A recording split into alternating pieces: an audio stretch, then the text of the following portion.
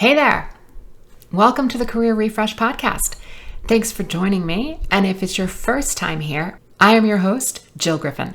Today I want to talk about a topic that has been in active discussion between my clients, myself, my fellow coach community, and it's the little quits and how they impact us more than we realize. We call it micro-quitting, and it's quitting ahead of time.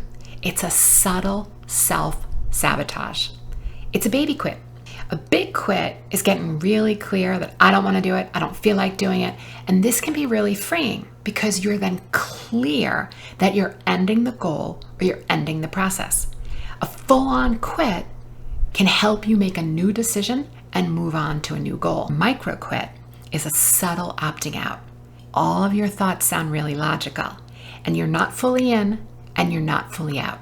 We do micro quits in so many areas as humans. We quit jobs, we quit dieting, we show up late, we make excuses, we tell ourselves we're not really quitting, but then we quit on ourselves, and we don't even believe us. And when we're doing micro quits, you are killing your goal. You are prolonging the quit and the win because you're in the in-between, you're in the hallway. So what's your story for why you do micro quits? Because it's really stressful to be half in and half out. If you haven't made a full decision, then you are in a space where you can't really see your progress and you can't really see your results because you're kind of half doing it. And when you're half doing something, like I said, it's hard to see the results that you're getting. Then you give yourself more evidence that all the effort that you're doing, you're not really getting there anyway. And I just want to remind everyone, including myself, that we can't grow without discomfort. And your brain wants safety, comfort, and efficiency. And it's going to work really hard to get it. And here's an example of how micro quits might be showing up for you. So let's say you decide that you want to be in a new job before the end of the year. You want a new job or you want a promotion. Maybe you're bored in your current job and you've decided that you want to find an opportunity where you can really amplify your strengths, leverage your skills, and tap into your core values. So you make a plan for yourself. You decide that you're going to make a minimum of 5 outreaches a week. You're going to use email. You're going to use cover letters. You're going to use underground job boards. You're going to use the public-facing job boards. You're going to network with friends and email hiring managers and recruiters.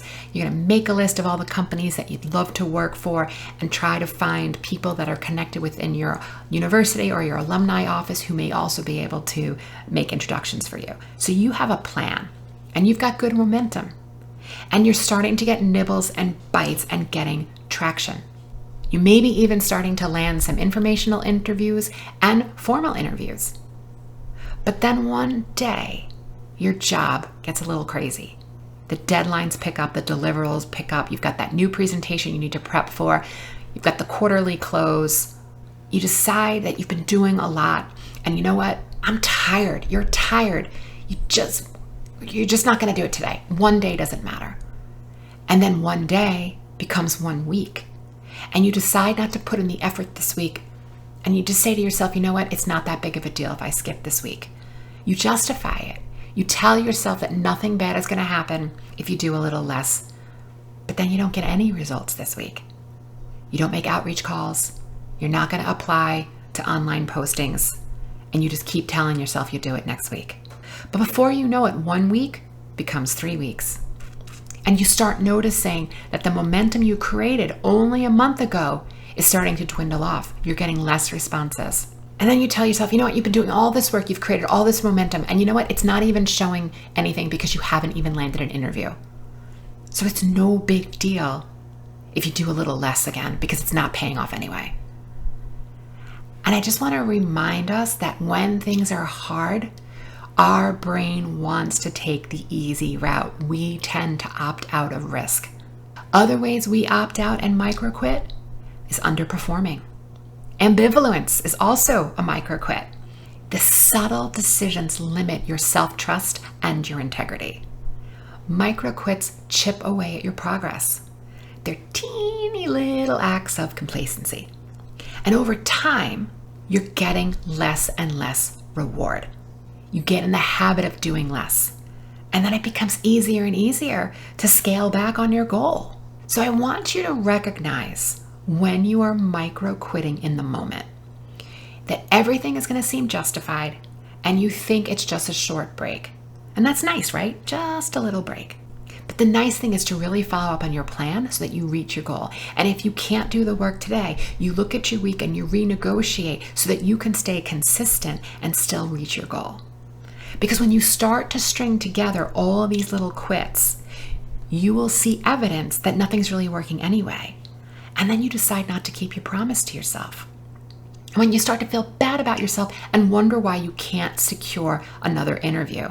And if you can't get an interview, how are you going to get a job? Your growth is in the capacity to risk failure and feel the discomfort. And as my mentor always says, discomfort is the currency and success is what you're buying. But if your goal feels too big, we want to right size it and we go to micro quits because we don't want to feel bad about ourselves all the time because that's not good either, right? It's better to be in positive thinking, but we're lying to ourselves.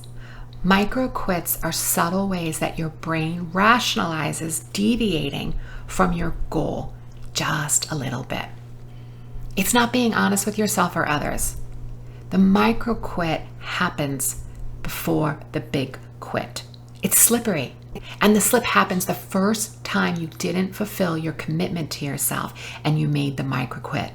And in the end, you think you'll make some progress, but ultimately you stay in status quo. We stop trying, we struggle, and we accept defeat in the moment. And over time, our brain gradually convinces us to give it up completely because we weren't getting traction anyway.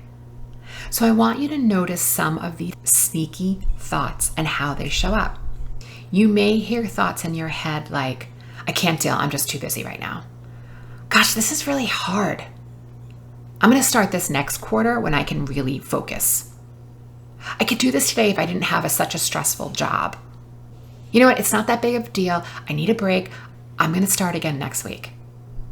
God, I'm so busy and I hate feeling overwhelmed. You know what? I just need a day of rest and then I can revisit this. Do you see how these thoughts keep you in comfort? Because you don't challenge your own thinking or behavior and you don't achieve your goals.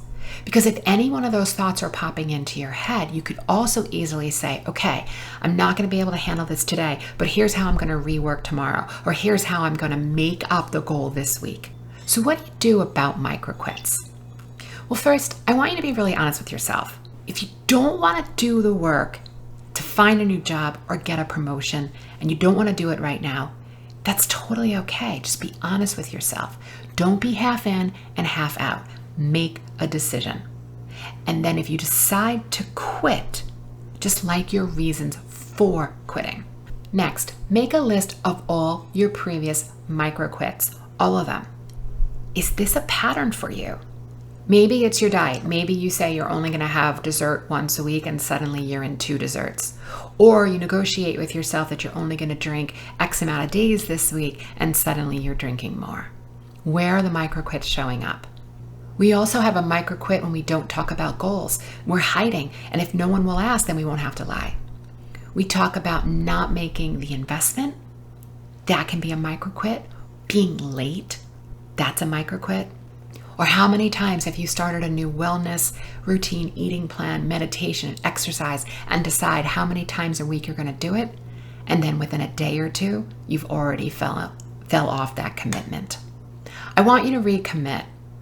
It is totally okay to have a slip, but remember why you're going after this goal. And you're going to need something like 25 reasons to why you're going after it, because your same why is not going to work for you every day. You better have a backup why.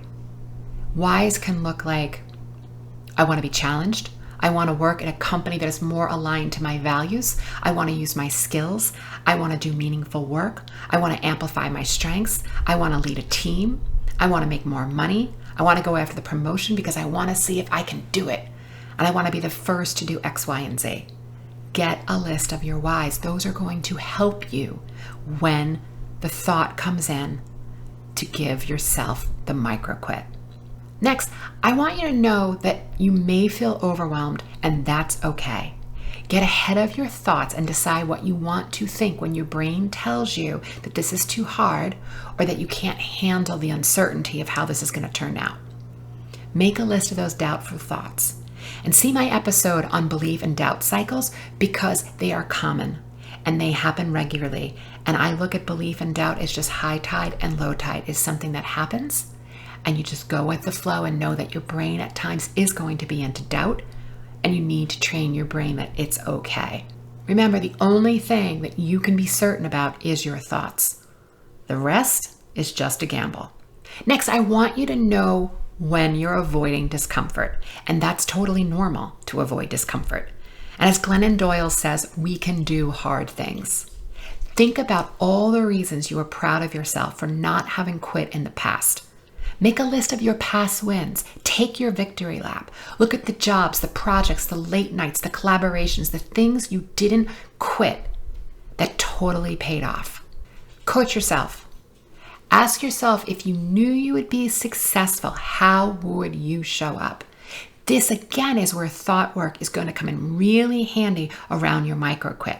Because each time your brain questions your goal or comes up with some juicy story as to why you should have a micro quit, you're going to have to coach yourself. And as a riff off Byron Katie's 4 questions, ask yourself, is that story true? Can I prove that it's true? And who would I be if it wasn't true? And lastly, notice when you're in halt, which is hungry, angry, lonely, tired. If you are in halt, you are going to want to micro quit. Remember who you want to be and ask if the micro quit will get you closer or further away from where you want to go and who you want to be. All right? You got this. All right, my friends, that is what I have for you this week. And thanks for joining me.